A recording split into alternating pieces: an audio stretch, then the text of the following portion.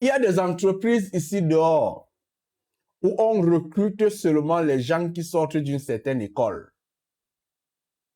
Si tu n'as pas suivi une formation dans telle école, on ne te recrute pas dans cette entreprise.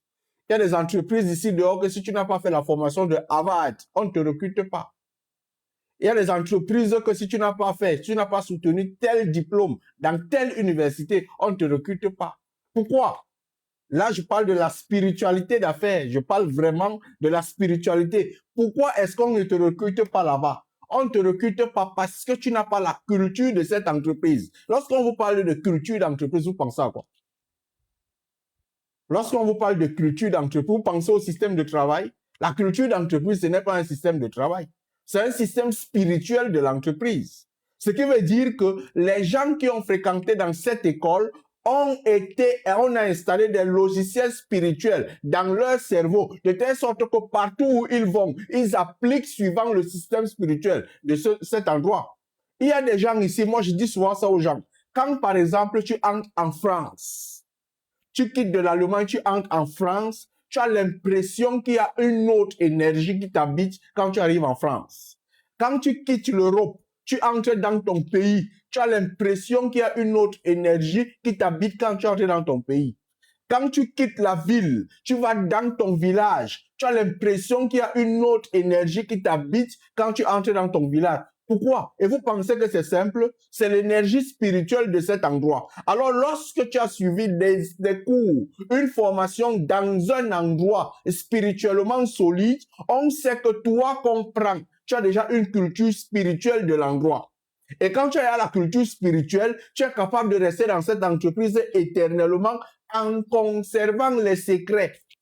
En conservant les secrets. C'est pour ça que les entreprises sont des zones totalement et entièrement spirituelles.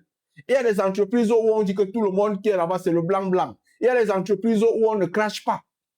Il y a des entreprises qui ont une culture. Et cette culture est une culture totalement spirituelle. J'ai écrit tout ça dans la spiritualité d'affaires. D'ailleurs, dans quelques jours, je crois que dimanche prochain, je serai en live avec un ingénieur du BTP où on va parler de la spiritualité dans le BTP. Il y a des marchés qu'on ne donne pas aux gens lorsqu'ils n'ont pas une culture spirituelle, lorsqu'ils ne sont pas assis spirituellement.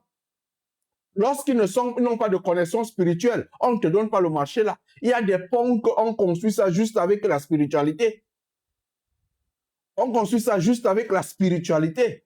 Au général, j'ai parlé de toi aujourd'hui. Général Makoso, mon grand, non, je respecte. En tout cas, tu m'as fait descendre, ça m'a fait un peu bizarre, mais je respecte, je comprends ta stratégie. Ça, il faut respecter les aînés à un certain niveau, parce que c'est quelque chose que je peux pas en vouloir. On a beaucoup appris des aînés qui sont sur les réseaux. On peut pas les manquer le respect, jamais, jamais. Il m'a fait descendre aujourd'hui là comme un morpion, mais j'ai compris la stratégie, je comprends. Et on avance comme ça. Donc, à un certain niveau, il y a des choses aujourd'hui que toi, la relance, tu quittes, tu pars chercher un emploi, on ne te recrute pas parce que spirituellement, tu n'es pas assis, tu n'es pas adapté à cela.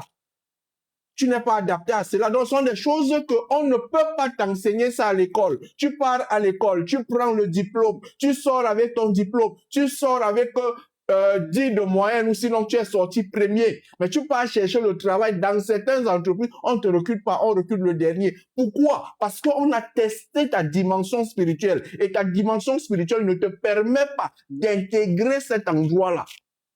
Si tu entres là-bas, il y a des secrets dans l'entreprise, c'est toi la première personne à sortir ça. Peut-être on a testé, tu n'es pas capable de conserver des secrets. Peut-être tu n'es pas capable de discuter avec les gens. Peut-être tu n'es pas capable de supporter les faiblesses des autres. Et spirituellement, cette entreprise ne te recrute pas.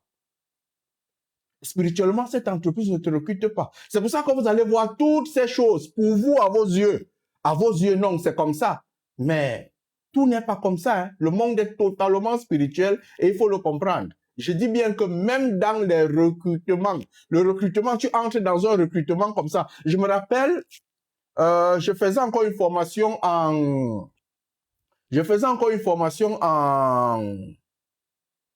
chaudronnerie. En chaudronnerie, je me suis levé, je suis parti à l'UQAM. Quand je suis arrivé chez l'UQAM, pour pouvoir être recruté, parce que je voulais faire un stage à l'UQAM.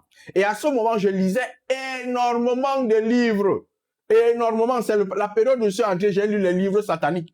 Et je lisais énormément de livres. Et c'est là où j'ai commencé à découvrir les francs-maçons, les signaux des francs-maçons, les signaux de ceci. Je suis entré à l'UQAM pour faire l'interview, pour faire le stage. Quand j'ai commencé à causer, j'ai vu que le stage, si on ne devait pas me donner, j'ai commencé à faire des signaux comme ceci. J'ai commencé à faire les signaux des francs-maçons devant. Après, on m'a recruté alors que je n'étais ni franc-maçon. C'est juste que j'avais lu, moi, des choses comme ça, que non, véritablement, il y a des endroits où si tu n'es pas spirituellement, tu n'es pas connecté, on ne te recrute pas. On ne te recrute pas. C'est pour ça que beaucoup de directeurs de thèse